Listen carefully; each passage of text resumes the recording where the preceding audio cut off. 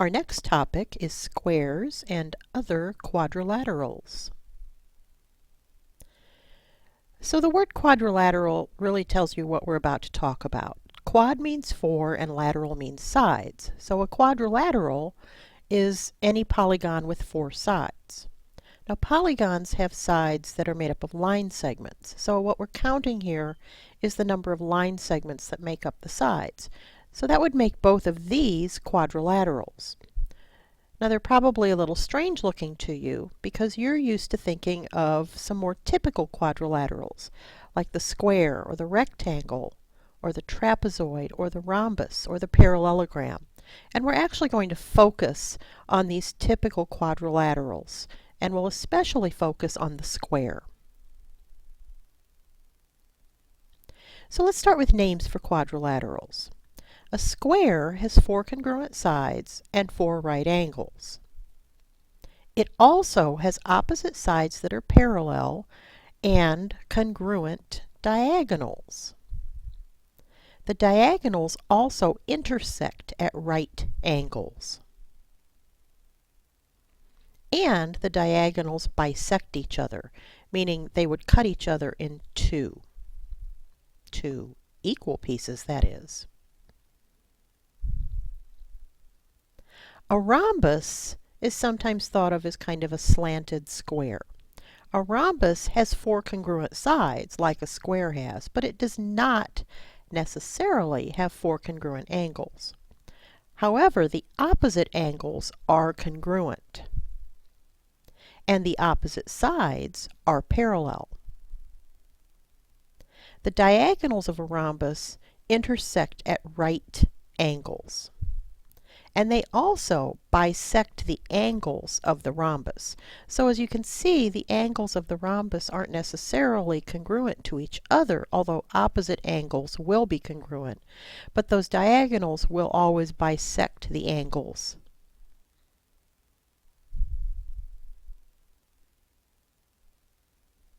A rectangle has opposite sides which are congruent and four right angles, but as you can see, the sides do not necessarily have to all be congruent. The opposite sides will always be parallel, and the diagonals will always be congruent. A parallelogram has opposite sides which are congruent and opposite sides which are parallel, but as you can see, the angles do not have to be right angles. However, the opposite angles will always be congruent. A trapezoid has one pair of parallel sides. An isosceles trapezoid is a special form of a trapezoid. It also has one pair of parallel sides because it's a trapezoid, but it also has one pair of congruent base angles and two congruent non-adjacent sides. So in this particular trapezoid, the top and bottom line segments are the pair of parallel sides, and the left and right line segments are the two congruent non-adjacent sides.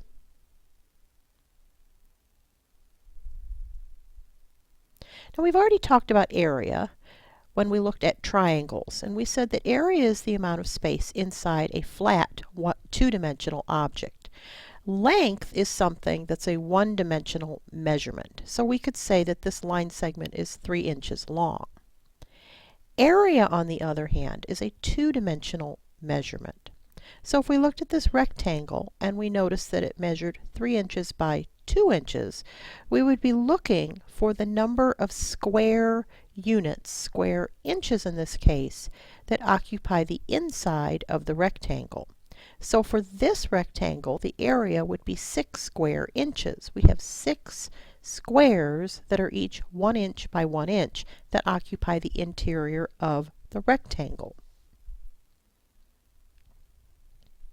Now when we look at area of quadrilaterals, some of the quadrilaterals are pretty easy to find the area of because we can picture actually having square units inside these figures. So for example, if we want to find the area of a square, We know that a square has four congruent sides, so if this square has sides which each measure s units, then the area of this square is s squared square units. For example, this square has sides which measure 7 units, and its area is 7 squared, or 49 square units. A rectangle is very similar in that we can imagine actually having squares inside this rectangle. So if this rectangle has a length of one side that measures b units and the other side that measures h units, we can say that the area is b times h. If we had this rectangle that had one side measuring 9 units and another measuring 6 units, its area would be 9 times 6, or 54 square units. Now you notice that we are saying square units. That's because we are saying that we could fit this number of squares that each are 1 unit by 1 unit inside the figure. For a parallelogram and rhombus, we have a similar way to develop a formula for its area. So let's take a look at this parallelogram. It has a base and it has a height which is perpendicular to the base. Now what makes this a little tricky is it's hard to imagine fitting squares inside of this figure. So one thing that we can do is cut off part of this parallelogram and slide it to the other side. And now you'll see that we've got a rectangle that has the same area as our parallelogram. And the area of that rectangle is equal to the base times the height. So the area of the rectangle and the area of the parallelogram have to be exactly the same thing, which is its base times its height. Now, since a rhombus is also a special form of a parallelogram, it's a parallelogram that has four congruent sides, a rhombus has exactly the same area formula. So let's suppose we have this parallelogram that has a base that measures 3 units and a height, now remember the height has to be perpendicular to the base, a height that measures 2 units. Its area would then be 3 times 2, or 6 square units.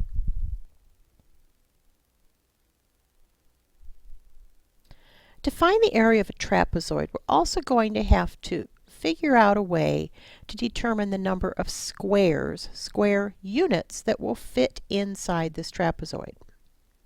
Now a trapezoid has two parallel sides. Those are called its bases. So in this case we'll call this longer base, base 1, and the shorter base 2. And it has a height which is perpendicular to the two bases. Now what we're going to do is take an identical trapezoid and lay it on top of the first one. And then we're going to take that identical trapezoid and rotate it and slide it over. So instead of just having one trapezoid, we now have two trapezoids that are exactly the same. That means that the longer side of this new trapezoid is also base 1 and the shorter side is base 2.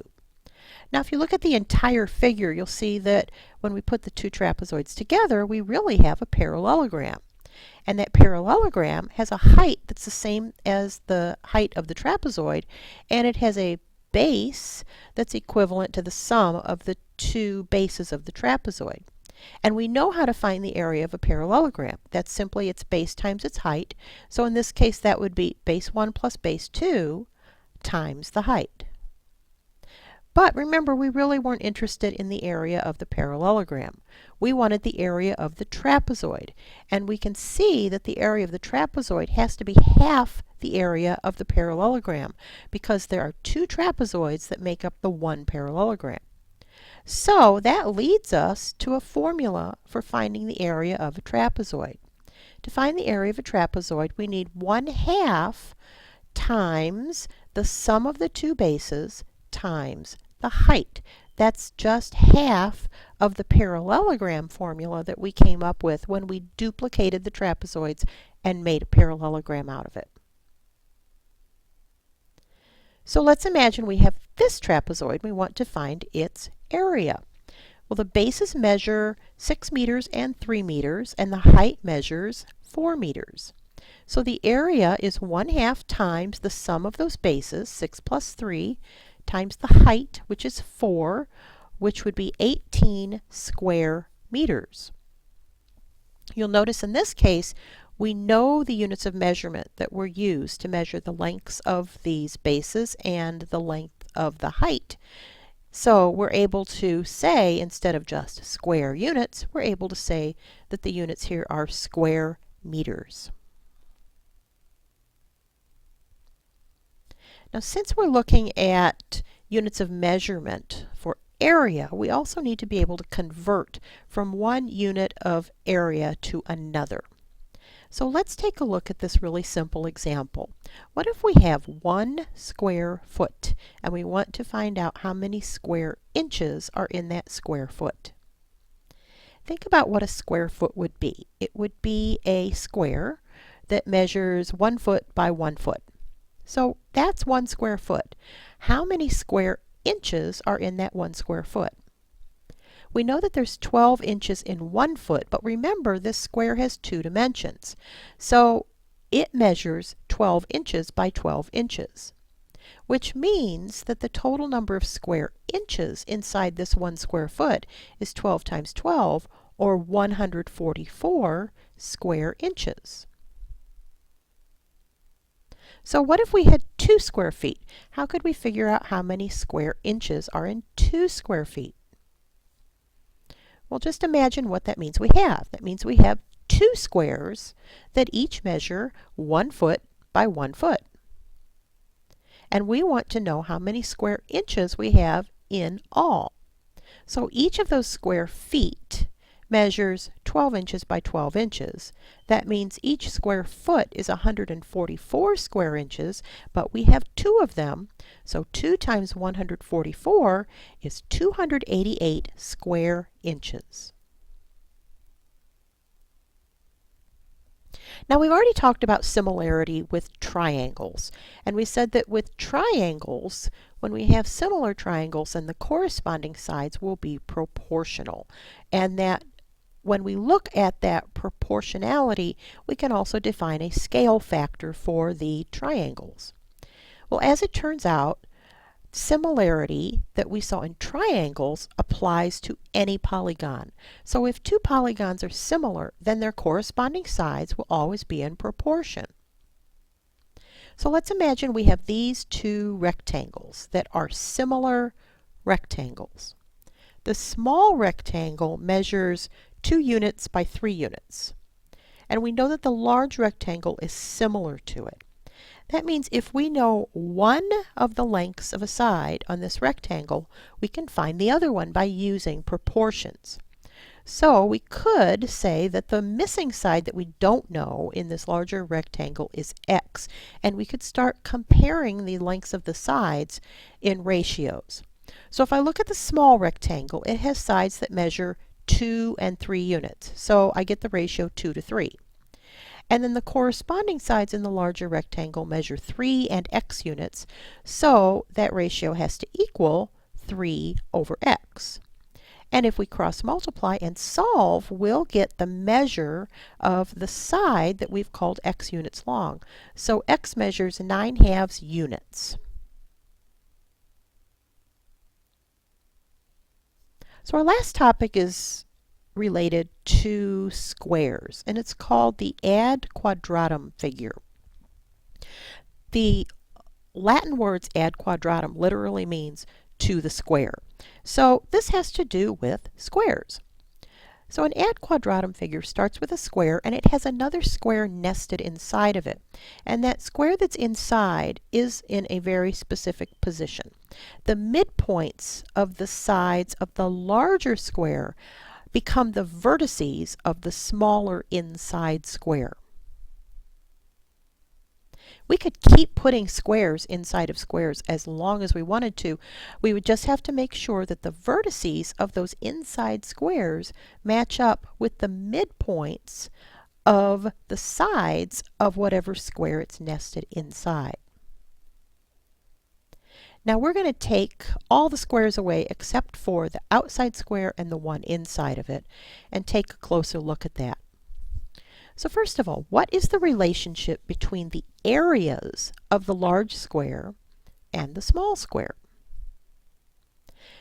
If we take the large square and subdivide it a little bit, so we'll do it like this, we can see that the large square is made up of 8 of these equal triangles, and the small square is made up of 4 of these equal triangles.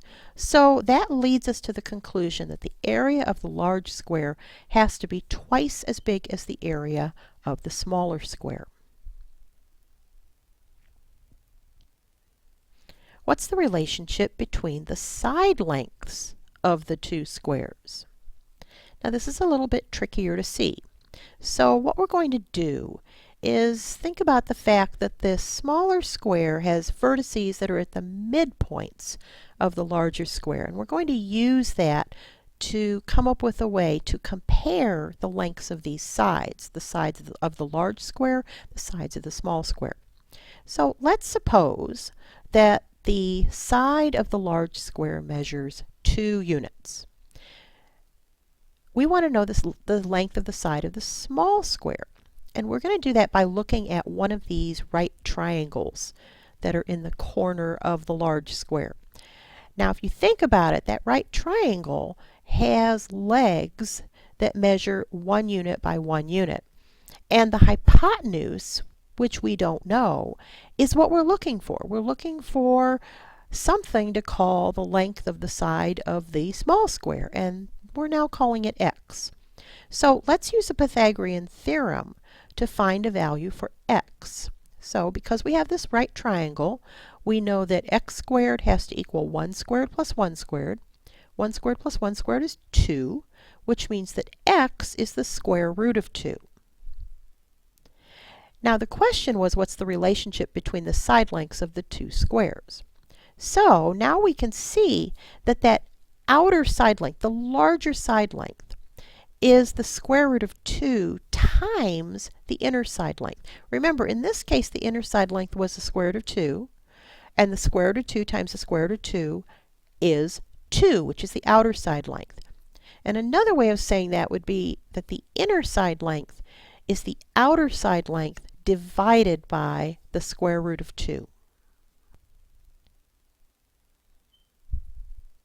So as usual, you've got some homework problems to do. Take a look at the book and read through the reading assignment, and we will practice some of this in class.